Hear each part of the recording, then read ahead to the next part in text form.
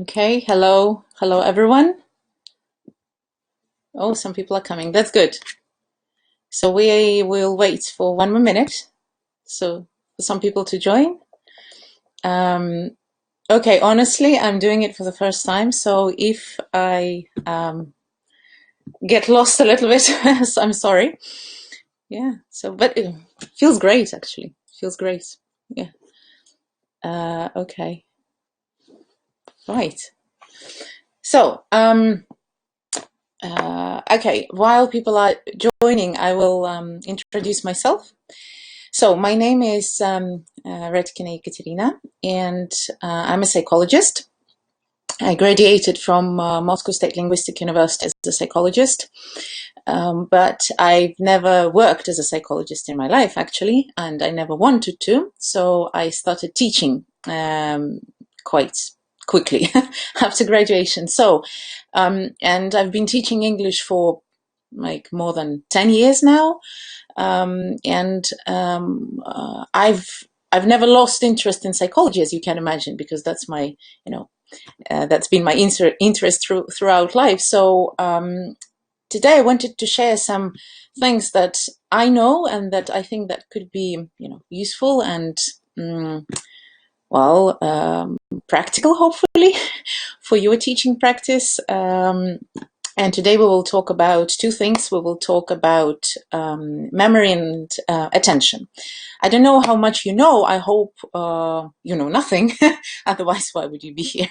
But if you know something, then you will probably refresh your knowledge. And I will also give some practical tips that, again, I hope you will be able to use in the classroom.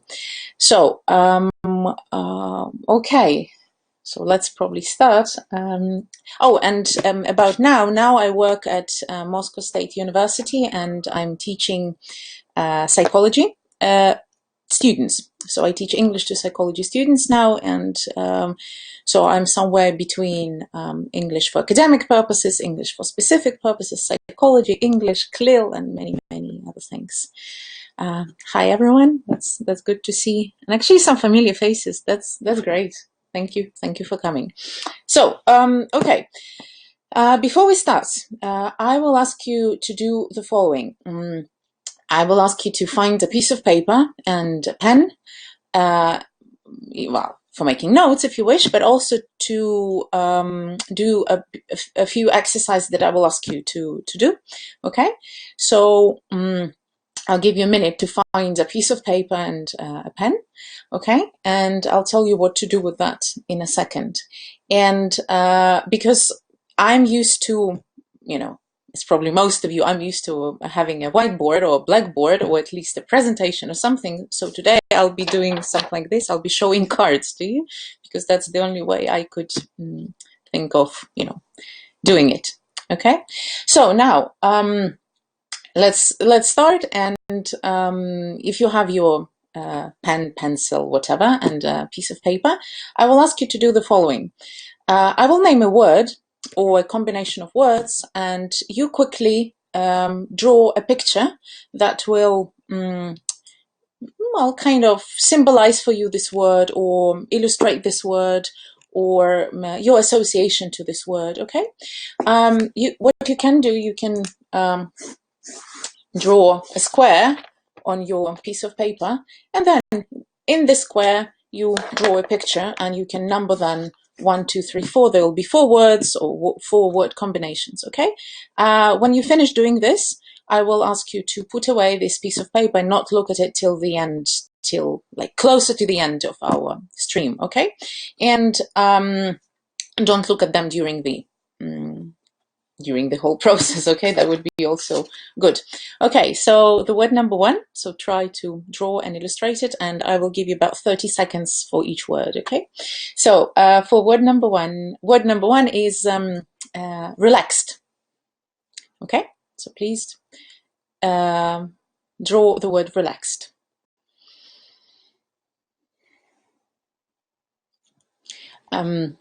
While you're drawing, I'll be talking a little bit, so you don't need to, think about the quality of your drawings, and don't be worried about, how quick or how beautiful it is. No one thinking about this now.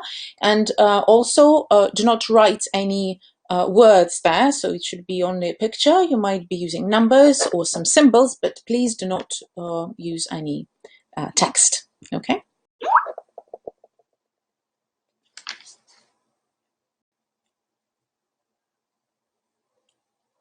Okay.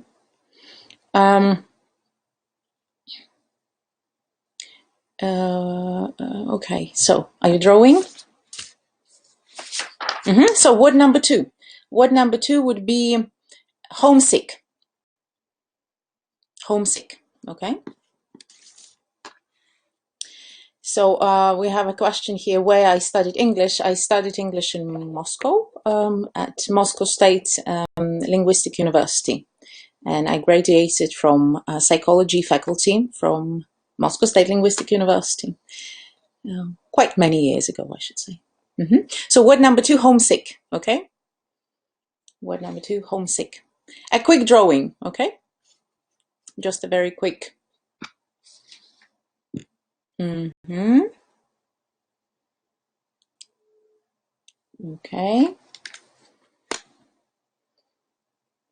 It could be very small, it could be bigger, but of course it should be a picture that later you will, well, that you can read later, kind of, you understand. Don't make it too small, probably. Okay, word number 3 would be greenhouse effect. Greenhouse effect. Oh, hi, some familiar faces. Okay, greenhouse effect.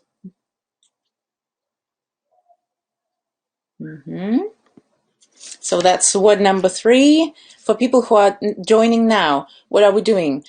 I ask to illustrate words that I'm naming now, that I'm saying, and I ask you to draw like a box, a square on your piece of paper, and draw a picture of the word that I'm saying, and this picture can be absolutely any. It can be your personal association, okay? And don't care much about the quality. So the first word was relaxed, then homesick, then greenhouse effect, and word number 4, masterpiece. Okay, masterpiece, that's word number 4.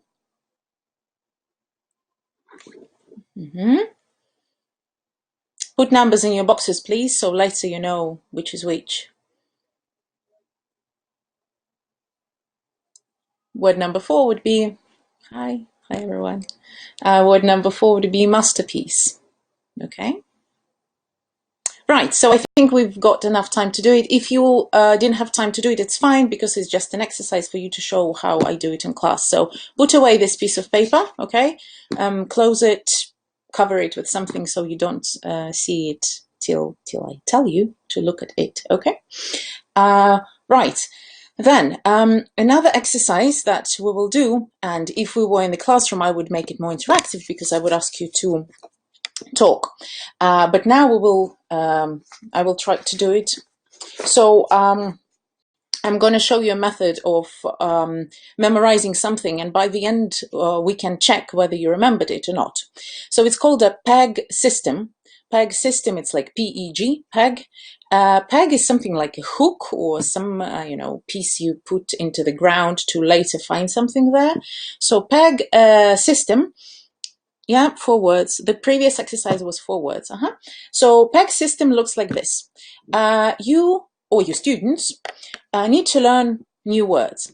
And mentally, it's always easier to attach new words to the old words or the words we already know. So the PEG system is usually built on a poem. So your students learn a poem, and they kind of build in words that they need to learn into this poem or rhyme. So I will show you. It looks like this. It's actually, you can find it on the internet. It's called PEG system. So the poem the rhyme I didn't create it. So it looks like this. I hope you see it. So it says 1 for a bun, 2 for a shoe, 3 for a tree, 4 for a door, 5 for a wife, 6 for Twix, 7 for heaven. If you don't like these rhymes, you can think of any other rhymes, but the whole idea is that, of course, these words should be familiar to your students, right? And the idea is to attach a new word or word combination to this last word here in any way that is possible. It could be absolutely stupid way or absolutely, bizarre and strange way. So, for example, if you need to remember the word milk, you say one for a bun, you say milk, and you ask your students to mentally connect the word milk to this one. So, for example, I eat a bun and I drink a glass of milk every day for lunch. So they can say it out loud, or they can just think in their mind about it for some time. And you do like this with every word here. So basically you can learn 7 words like this.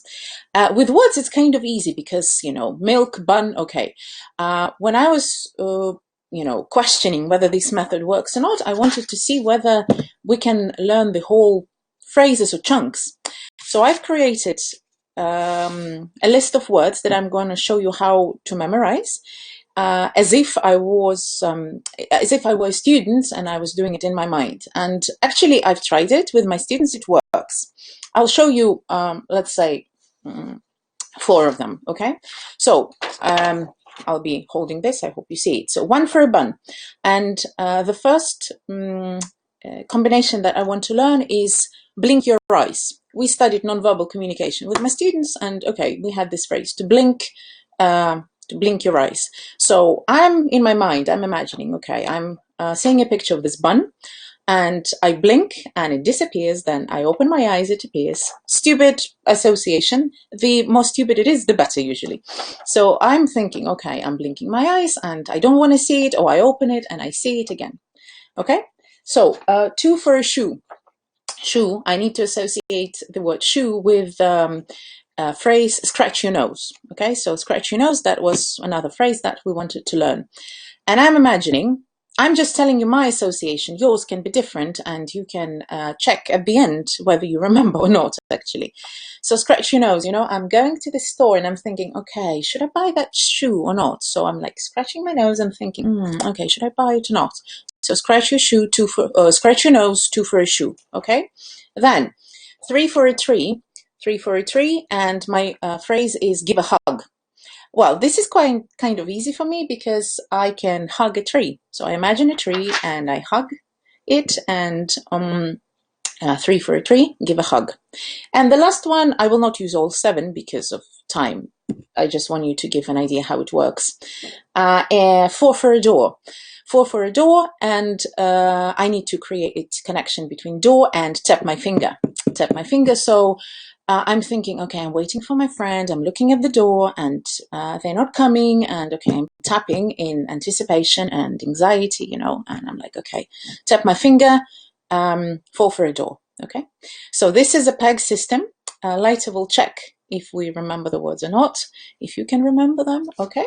So now let's talk about attention, and we'll get back to memory later, okay? So about attention. If you try to think how many types of attention exist, well, and if you try to Google that, you will find out that actually there are so many, and they are, well, they could be active, passive attention, there could be some other types of attention. However, I prefer one system and one classification, which comes from actually Soviet psychology and works of Vygotsky, well, famous one, and Leontiev. So again, I'm giving you names just in case you want to go later and check and read something on psychology, probably. So there are 3 types of attention according to Soviet and Russian psychology. So it's involuntary attention, voluntary attention, and post-voluntary attention. So if we translate in Russian, that would be непроизвольное, произвольное и постпроизвольное внимание.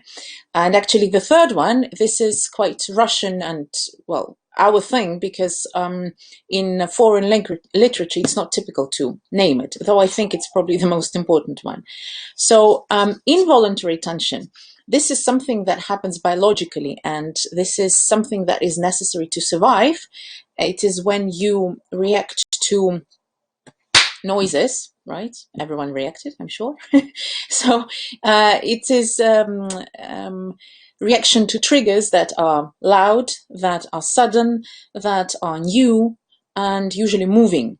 And actually, you can hardly control this. I would say you cannot control this at all. So if you are even involved into some activity, and if something happens, usually you get distracted. That happens to you, that happens to your students. You can do nothing with that, right? And this, involuntary is something like noise, reaction to noise, reaction to loud, bright, whatever stimuli, and it's necessary for your survival, because if babies didn't react to that, they would simply die. I'm sorry. So this is something very biological, and it's built into our system. You don't need to develop it because it is just there. It's based on your nervous system, and well, this is when how to use that, that's next point.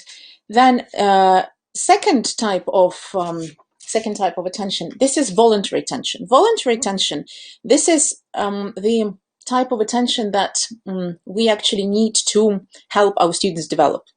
This one is based on our conscious choice.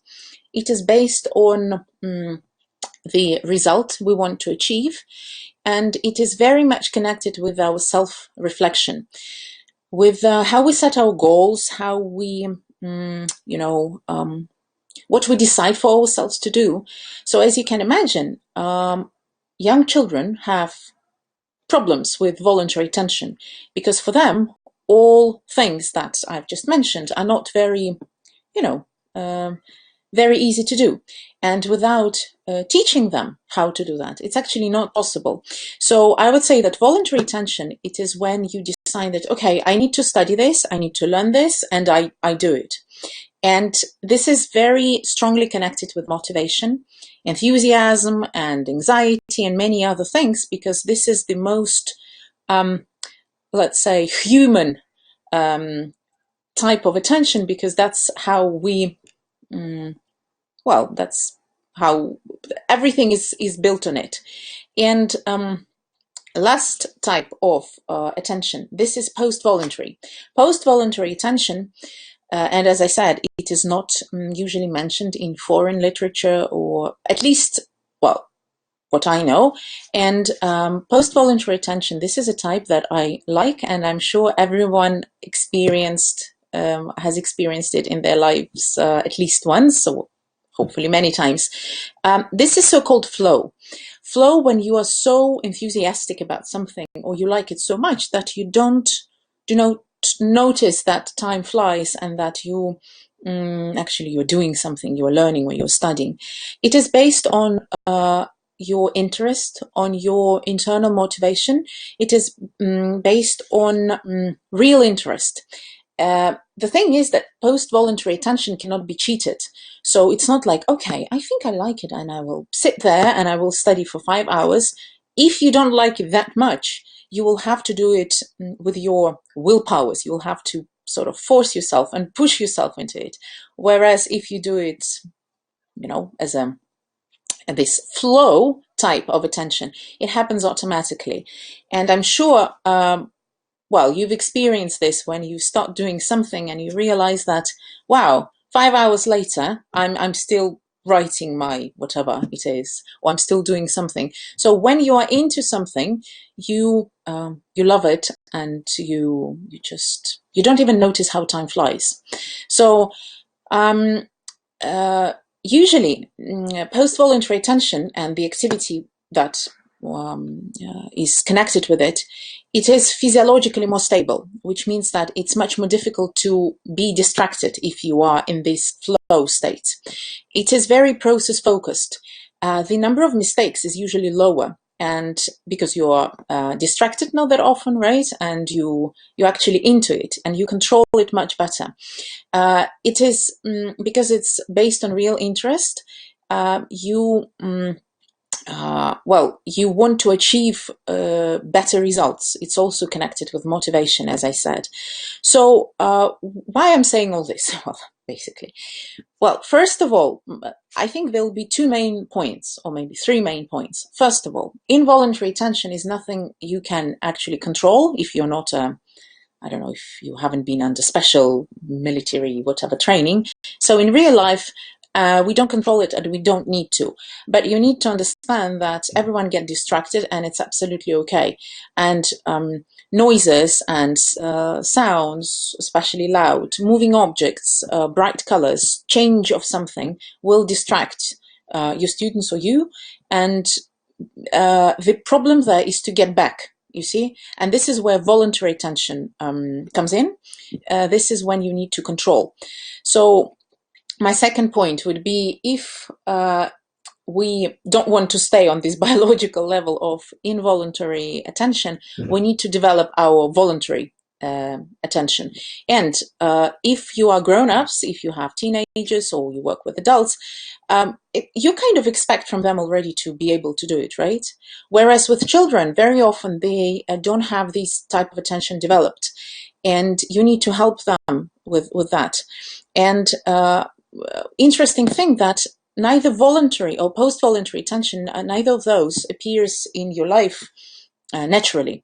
You really need to develop that, and it's not biologically based, and it will not appear out of blue. You need certain activities where your attention is sort of developed, you know. This is what parents do with their children when they teach them to read. And, you know, when we look at the text and let's say we ask our children to read it, and we hold a finger to, you know, when we read. So this is external way to control their attention. And the whole idea, the more you practice, the more you focus on certain things, the more you help with their attention, the more means they will develop sort of internal. The whole idea in Soviet and Russian psychology is that you have external, like outer means, and then they become your own, they become internal, and all this, please look there. Oh, what a beautiful picture here. What detail you see there. Look at something. This is all external, and then when you teach your children to do it, they internalize that, they learn, and hopefully they learn how to apply that. So my second point, sorry, that was long. My second point is that we need to teach and develop voluntary attention, because it doesn't happen automatically, and especially if you work with young learners. Sometimes even actually teenagers need some help with attention and some tips how to, you know, focus their attention, how to switch. What I'm saying is that at any age, it still could be good to develop it and make it better. Then, as for post-voluntary, this is my favorite, as I said, and my idea is probably we should try to create, let's say, I would call it flow state again. So we need to create this flow state for our students. We need to give them something that they like very much, and if they are involved, they will be able to do it for longer, better, and so on. So probably my third point would be try to, let's try to reach and aim for post-voluntary attention in the activity that our students are involved in, because, as I said, that's very effective.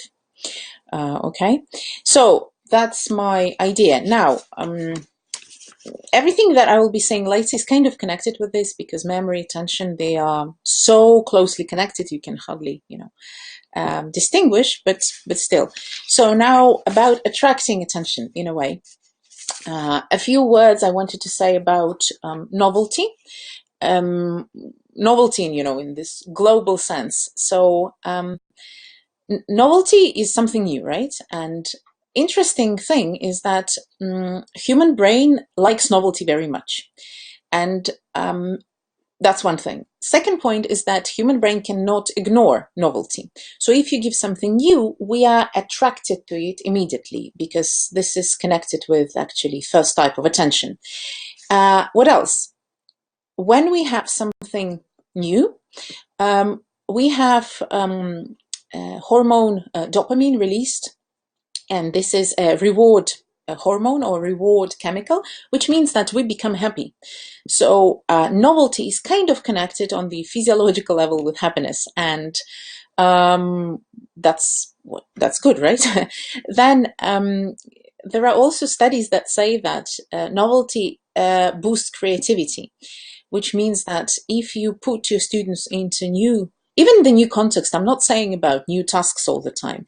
I'm saying changing the layout of the classroom or any novelty in your educational process could be very good, because you can kind of attract their attention. Novelty always stands out. So novelty is, as I said, is difficult to ignore, and novelty also boosts motivation. There are certain studies that show that novelty and motivation are connected.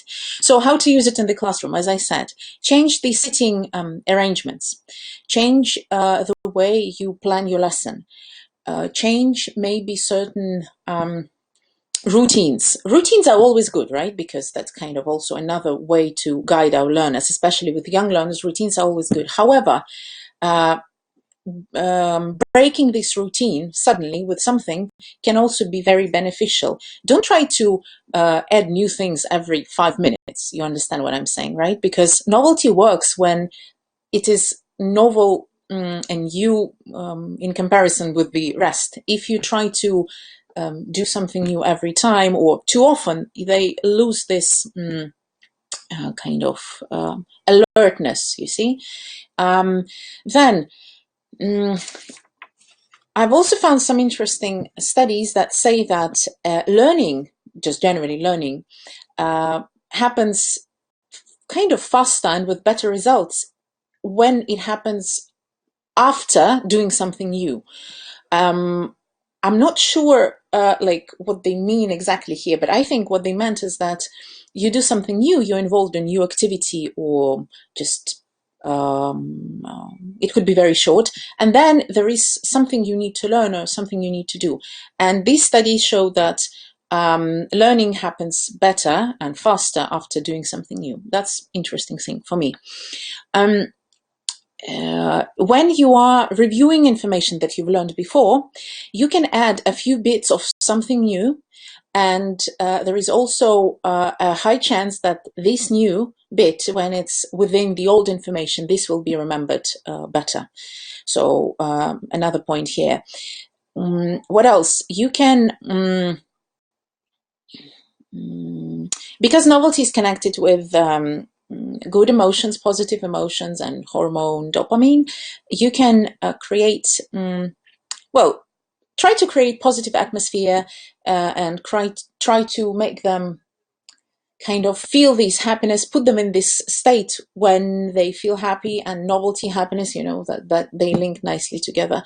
So yeah, that's probably what I wanted to say here. So the whole idea is that don't ignore novelty, and we often forget, because routines are good, right? They are safe. We know how to do that. We have lessons we've taught lots of times. We just bring it back and we teach it again. I do it myself. However, changing a few bits can be very effective. Also, recently I've started trying, you know, introducing one or two new activity that could be even not very age appropriate, you know, something very childish for teenagers or for adults, and they still like it because you don't do it regularly, and it's fun. It's a fun game, so they like it.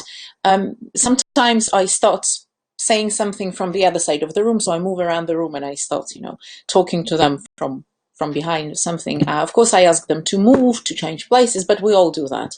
So any novelty you can think of, new visual stimuli around the room, new triggers, so whatever you can think would be good.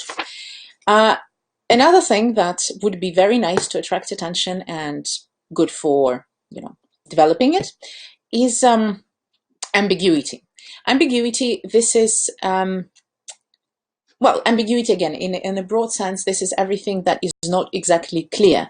It could be visual ambiguity, it could be lexical ambiguity, So for example, I'll show you this. I'm sure you're familiar with this, cards. This is not exactly Rorschach test, but it's kind of. It's actually a game to play with your friends. It's a party game. It could be like this or whatever. So I have lots of pictures like this. I think what you are feeling now is you look at it and you have this urge to understand what you see in this picture, because that's normally what happens with people. Our brains are built in such a way, so when you see something that is not exactly clear or something that is not obvious, you try to interpret it. Okay? I think these look like faces very often, though they could be not. I'll explain in a second what I mean. I can also show this. So it's not that easy now, right?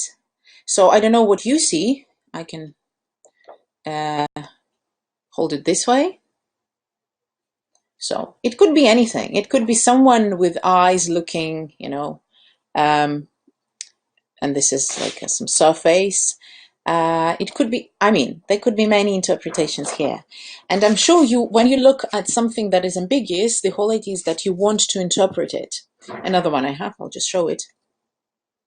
I don't know if you immediately saw a smiley face here, or you saw something else. Maybe you saw a window with a crack, with a glass cracking here, or maybe you saw a door, or yeah, actually, yeah, some people are writing rose, cabbage, spider, snail. Yeah, it could be absolutely anything. My point is not, I didn't want you to guess what actually you see, because people see different things.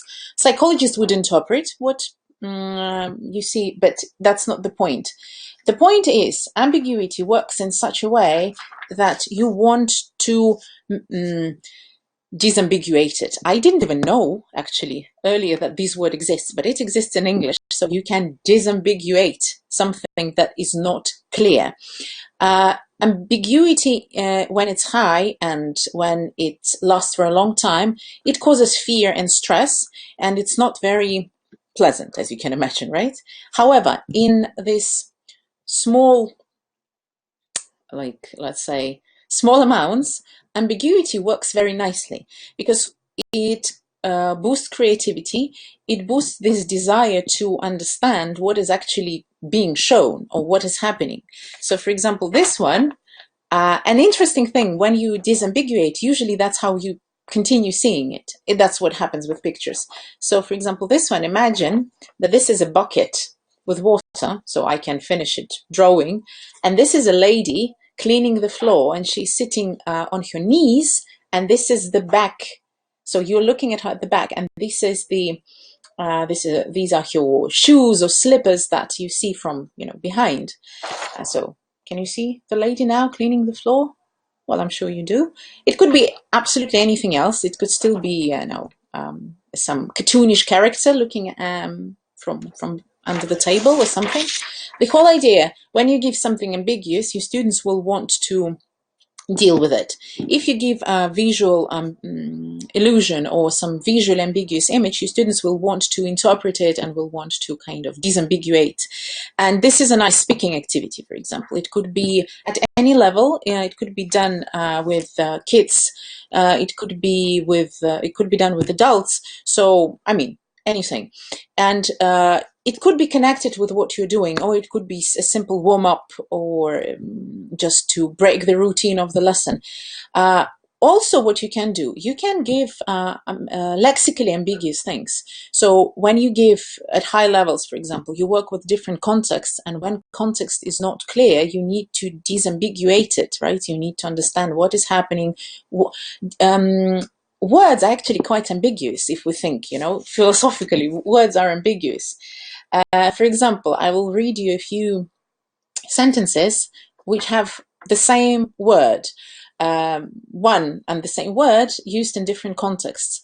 And if we think, what my point here, we always try to think, okay, let's make it super clear so that our students don't get lost. We give them context that is very, how to say, one way and quite not ambiguous, right? We want it to be certain. However, maybe if we create this urge to disambiguate it, to understand what is actually going on, this could be good. So, for example, I have 5 sentences or phrases with the word mean. And you know that mean could be different, so could mean different things. Number 1, I didn't mean to hurt you. Number 2, oh, that was mean. 3, plot the mean on the graph, please. 4, a means to an end. 5, to live without one's means. So one and the same word, which in different contexts becomes different. And it's so obvious, right? This is what we do in kind of a lexical approach when we learn the chunk. Now, this context, like ambiguity, I think it stimulates our desire to understand what is actually here and what this word means. So to sum it up, try to use ambiguity, well, from time to time. Don't get your students stressed by huge amounts of ambiguity. So try to use multiple meanings, multiple contexts, multiple, multiple contexts. Try to use ambiguous images. You can find them online. There are like thousands, millions of them. If you want to do something with something similar, creating a story using an ambiguous picture. As for these ones, actually, I get always surprised how students get excited when you get these. This is a simple, ink blot. There is nothing interesting, right? This is how apparently our brain works. We want to understand what's going on, and they can create stories here, and I've done it with my teenage students and with my university students. Everyone is always so happy about it. So right now, another thing I want to mention about attention, that very quick thing. If we were in the classroom, I would probably show you a video, but unfortunately, I cannot show you a video during the stream, so I'm just gonna tell you something. There is such a thing, which is called inattentional blindness.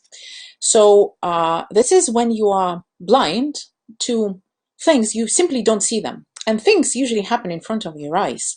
And you will be surprised, but this is absolutely true. And this inattentional blindness has been studied, I don't know how many times.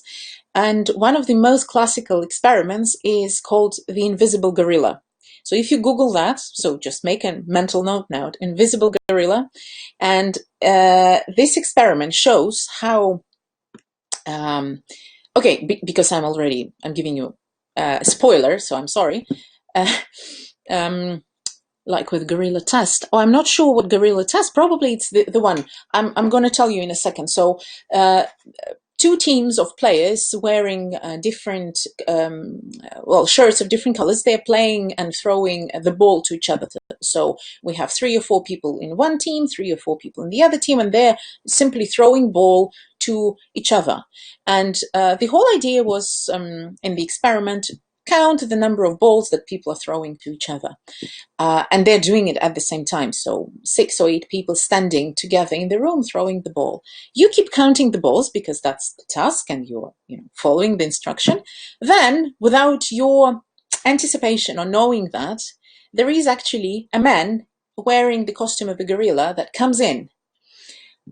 And you're still counting, right? And they're still throwing. The gorilla stops in the middle of the screen, does something like waves, or I don't know, he does a small dance or whatever, and leaves. Then, after the experiment finishes, you're usually asked how many throws of the ball did you notice, and so on. You say like 10, 5, la la la.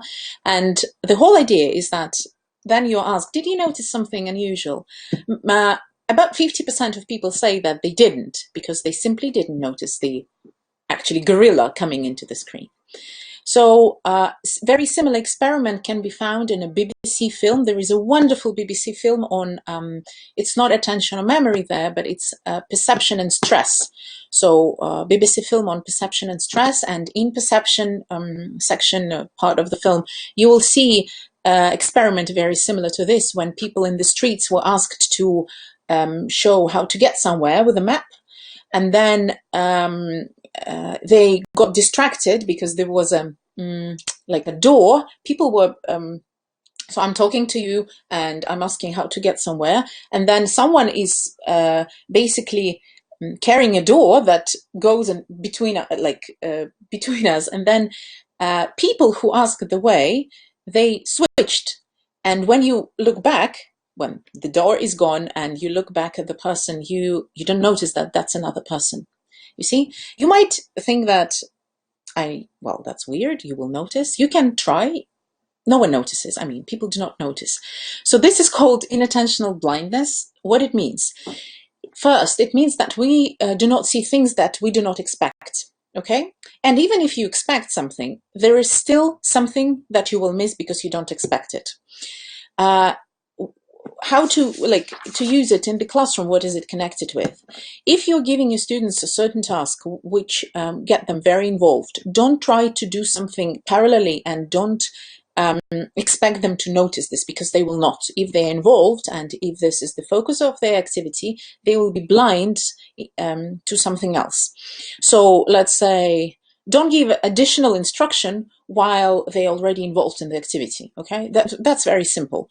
Do not interrupt if they're fully involved, because later they either ignore the instruction or this interruption, or they will you make them difficult to get back to the previous activity. So we are concentrated on something and we lose many other things. So the good side of this is that it helps to avoid distraction and it helps to concentrate better. And this is connected with, these types of attention I mentioned earlier. However, of course, we miss things. And I think it could be used also when we want to trick our students and we want to add something on the board that they, then they didn't notice it or something. So that's my point. Another small idea here is that don't expect, just generally, that's a kind of mental belief that many teachers have, that students should notice everything that happens in the classroom. They don't notice everything. People don't notice everything. That's absolutely fine and normal. So don't expect them to do this, okay? And the third point here is that the same as focusing on the ball and not noticing the gorilla, the same thing happens when we notice and focus on something internal or external, and these are two different things. You cannot do both at the same time, which means that if you ask them to think, this is internal process. Don't ask them to look also somewhere or very quickly after that. So if you give them time to, thinking time, don't expect them to be able to focus on external stuff. And the opposite, if they are doing something externally and they're very much involved, don't expect them to be able to do internal analysis or thinking or reflection at the same time. So these are two different things, two different systems, because they are also inattentionally blind to either of these processes. Okay, so right, so inattentional blindness. Okay, and finally memory. So let's get back to what we did at the beginning. So if you please now look at the pictures that you drew. I know that it's been very little time since we started, so probably you even remember the words that you were drawing. So now get back to your pictures and try to decode the words that you drew at the very beginning. There were 4 words, right? So you can write in your comments if you remember those, if you could remember all the words, okay? I'm sure you do. So, sorry, I'm looking for... So the first word that probably, well, you remember, the first word was relaxed, then it was homesick, greenhouse effect, masterpiece. Right, so why we did this? I hope your pictures helped you to remember. So I do the same with my students. I ask them to create these pictures as a memory technique or this memory. They're also called cue, retrieval cues, because cues are like stimuli that help to, you know, kind of access information from memory. There is a theory that nothing is forgotten, but we simply cannot access information from our memory. So it's there, but I don't know how to get it out. So this is called a pictogram method. Originally, it has different purpose in psychology, but I've started using it in this way. So what I do something similar with my students. So, for example, to chop down trees, this is a picture of a tree, right, with an axe, so chopping down trees, or greenhouse effect, right? With words that mean concrete objects, it's quite easy because you can draw this object like greenhouse effect. The girl has actually drawn a greenhouse here. But it works very nicely with words that are abstract, like you had relaxed, homesick, right? This is not easy to imagine because it's not an object. It works well also, like this one is obstinate, right? Or stubborn. These are teenage students here. The pictures from teenage students, 8th, 9th, 10th grade. This one, open-minded. Great, right? So, I mean, you see that it's open-minded.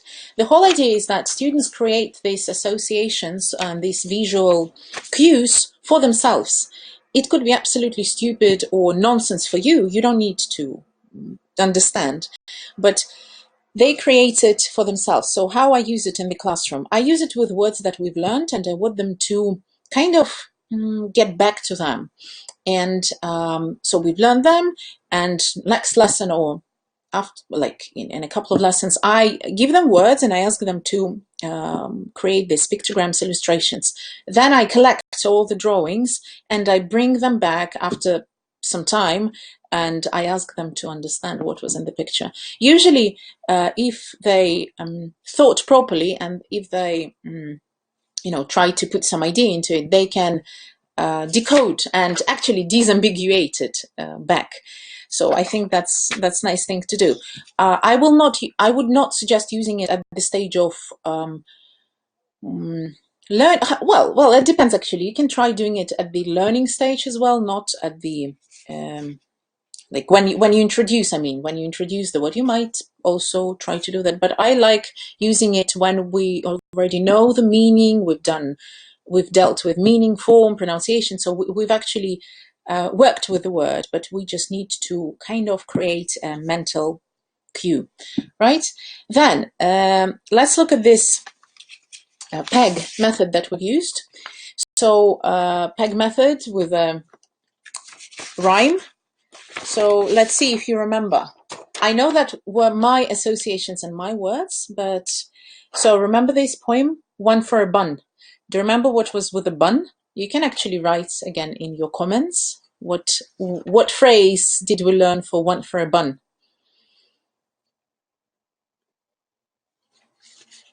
Okay. Well, again, we're time limited. I'll have just to name all this. So we had one for a bun. We had blink your eyes, right? Then two for a shoe. We tried to remember scratch your nose. Three for a tree. We tried to, I hope you remember. Well, we remember the word give a hug. And four for a door, tap your finger. So if you remember that, well, I hope you did. It means that it works. Once again, the whole idea is to create association of this word that your students know, and they attach this word with another word or phrase or word combination. With high levels, you can do the whole word combination, collocation, whole chunk. With younger kids or low levels, you can do just words. Again, it's one of the routines you can use. It's fun. Why not to try it? Okay, try it and find the way how you can apply it I was quite skeptical at the beginning, but I've tried it with different ages and it worked. Surprisingly, it worked. So I did it at the end of the lesson with particular topic. Then next week, or like next lesson, usually it's like next week, we check and they remember. So why not? Then what else I would suggest? Rhyming for memory works very nicely. So when I say rhyming, I mean that to rhyme the word with another one that is familiar for your students. And again, the rhymes and the associations can be very weird and not very logical, but it doesn't matter. So for example, with my FC level students, we had this huge list of adjectives to describe human personality. And I don't know, if you teach FC, you know that this list of personality adjectives is so big, and because it's for the sake of the exam, they kind of need to learn that, but it's so long, and they kept forgetting words. We used cards, you know. So at some point, we, together with my students, we found this method of rhyming a word that they couldn't remember with another one.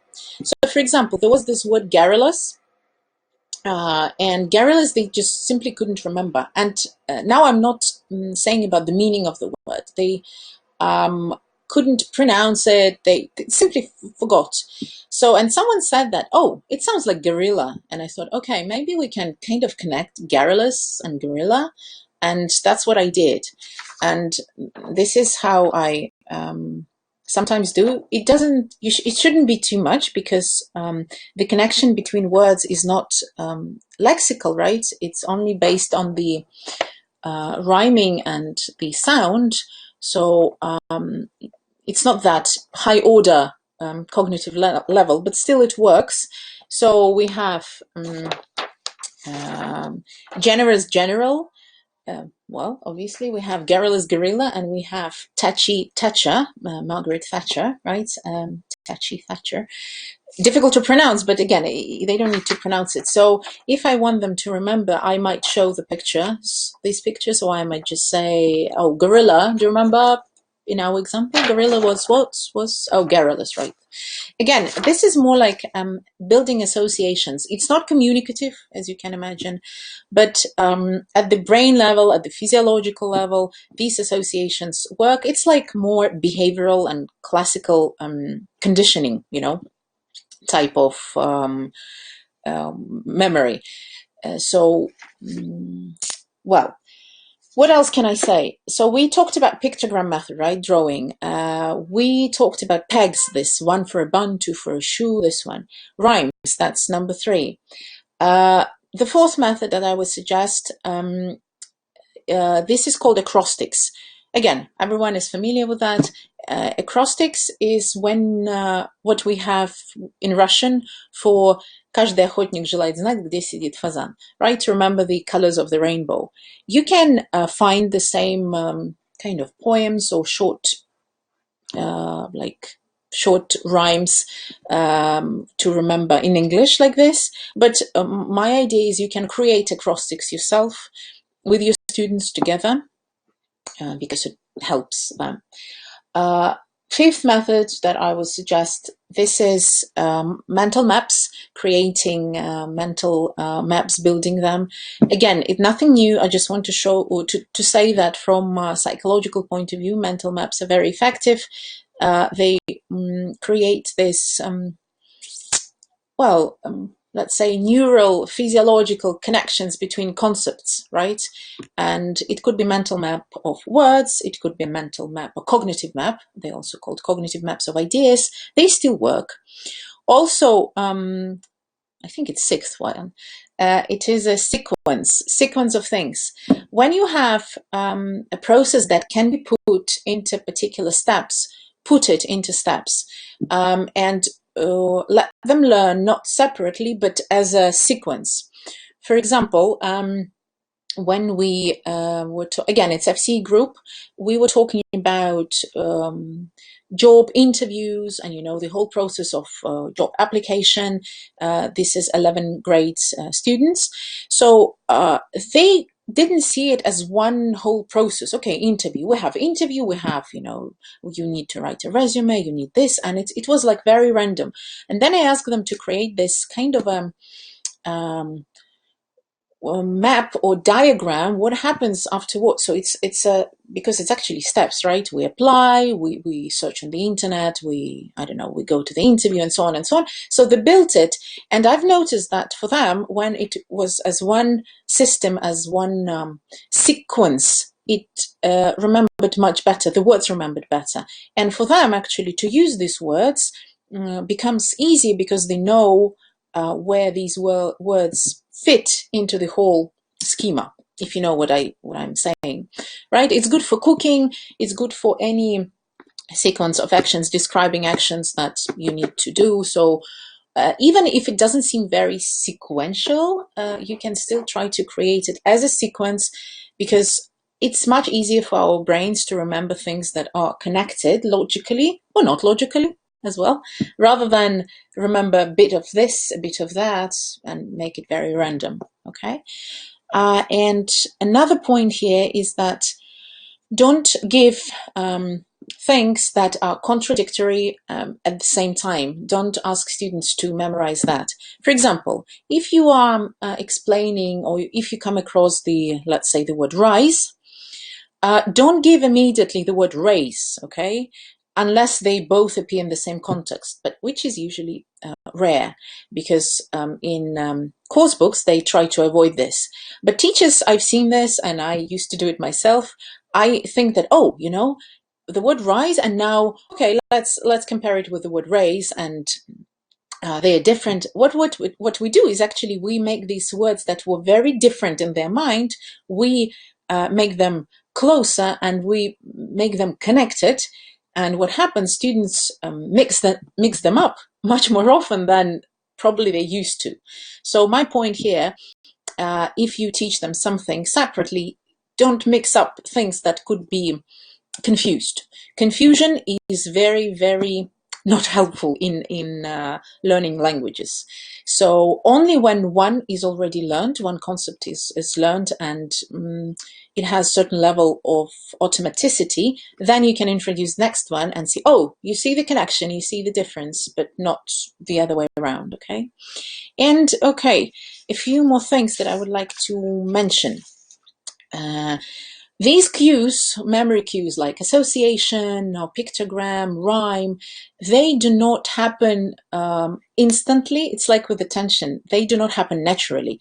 Your, school children, primary school children, or preschoolers especially, will not suddenly think, oh, I need to create this association to remember these words. No, it doesn't happen like this. And sometimes it doesn't even happen with teenagers. So this is a process which is quite conscious, and you need to help them create this. You see my point? And there's been research, and it's very classical, on memory study in, again, Soviet psychology, which says that primary school children and preschoolers cannot create these associations themselves, and actually these cues do not help them.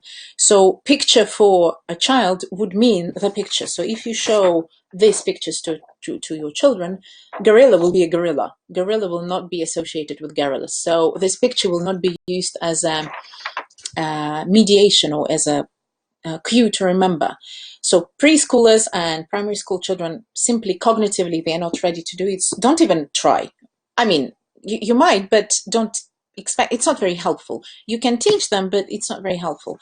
The best result is when you do this method and use this method with school children, and with adults, it's the same. When they have the external cue or picture, or when they don't have it, it doesn't matter much, because they might have internal associations. So that's how it works. Well, I guess that's everything I wanted to say now, and we are running out of time. I hope it was useful. Sorry if I was sometimes maybe messy with my language or not very articulate with my ideas. I'm doing it for the first time. I hope it was okay. And if there are any questions, well, we have 20 seconds left. So thank you for being here. Thank you for spending time.